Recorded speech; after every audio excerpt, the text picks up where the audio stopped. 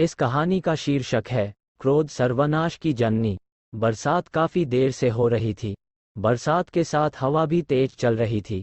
पूरी सड़कें पानी में डूब चुकी थी। आज बाजार में लोग कम थे और दुकान वाले अपने अपने दुकानों पर बैठकर इस तेज वर्षा और हवा से अपने आप को बचाकर बैठे थे। शाम 5 बजे का समय होगा। एक अपनी धुन में मस्त साधु भीगता जा रहा था। अचानक उसकी नज़र सड़क किनारे मिठाई की दुकान पर पड़ी, जहां एक चूल्हे पे दूध चढ़ा था, दूसरे पर जलेबी बन रही थी। साधु ठंड से कांप रहा था। वो आकर चूल्हे के बगल में खड़ा हो गया और अपने हाथ सेंकने लगा। साधु कभी दूध को देखता, कभी जलेबी को, पर साधु के पास कपड़े नहीं थे तो पैसे कैसे होते। उसने कुछ नहीं कहा, बस अपना हाथ सेंकता रहा। अब उसे कुछ ठीक लग रहा था। वह जाने ही वाला था कि दुकान के मालिक ने अपने नौकर से एक गिलास दूध और एक प्लेट जलेबी उस साधु के लिए भेज दिया। साधु बहुत खुश हुआ। खाकर आशीर्वाद देते हुए अपनी मस्ती में फिर बारिश में भीगता जाने लगा।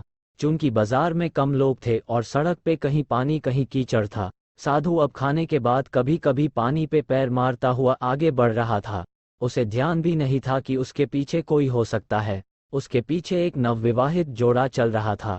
साधु ने जैसे कि कीचड़ पे पैर मारा, वो पीछे चल रही नवविवाहिता के कपड़ों पर जाकर लगा। ये देखकर उसका पति क्रोध में अनाप शनाप बकते हुए साधु के पास आ गया। साधु ने कहा, गलती हो गई, माफ करो। वो युवक क्रोध की आग में जल रहा था। उसकी पत्नी ने भी उसे शांत कराने की कोशिश की, पर वह सुनने और मानने को तैयार नहीं था। वो साधु पर चिल्ला रहा था, गाली दे रहा था। साधु बिना कुछ कहे अब आगे बढ़ने लगा। उस युवक को ये बर्दाश्त नहीं हुआ। उसने साधु को अपनी ओर खींचकर एक जोरदार थप्पड़ लगाया। साधु जमीन पर गिर चुका था। बाजार में भीड़ लग चुकी थी। साधु उठा और बगल वाले दुकान की सीढ़ी पर बिना कुछ कहे बैठ गया। अब वो युवक गाली देते अपनी पत्नी के साथ चला गया। साधु ने ऊपर देखकर कहा, वाह रे देने वाले, कभी दूध जलेबी तो कभी थप्पड़ दिला देता है। जो भी देगा सब स्वीकार है, सब तेरी मर्जी है मालिक, तुम बहुत दयालु हो। ऊपर वाले को धन्यवाद कर वो धीरे धीरे चलने लगा। युवक युवती का घर भी नजदीक ही था। वो अब अपने घर पहुंच चुके थे। सीढ़ियों पर पत्नी आगे आगे और पति पीछे पीछे चल रहा था।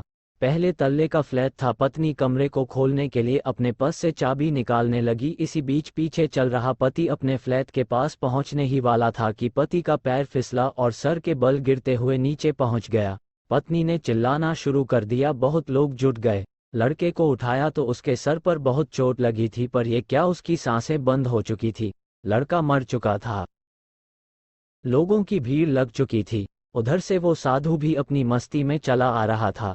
उसकी पत्नी चिल्लाई, इसी साधु के श्राप के चलते मेरे पति की मृत्यु हुई। उसने दौड़कर साधु के पैर पकड़ लिए और करुण क्रंदन करने लगी। लोगों ने कहा, तुमने इसके पति को क्यों मारा? साधु ने उत्तर दिया, इसके पति ने मुझे मारा। मैंने कुछ नहीं कहा, मैंने उस समय भी माफी मांगी थी। इसके पति ने बिना बात मुझे मारा, जबकि कपड़े इन महिला के गंदे हुए थे।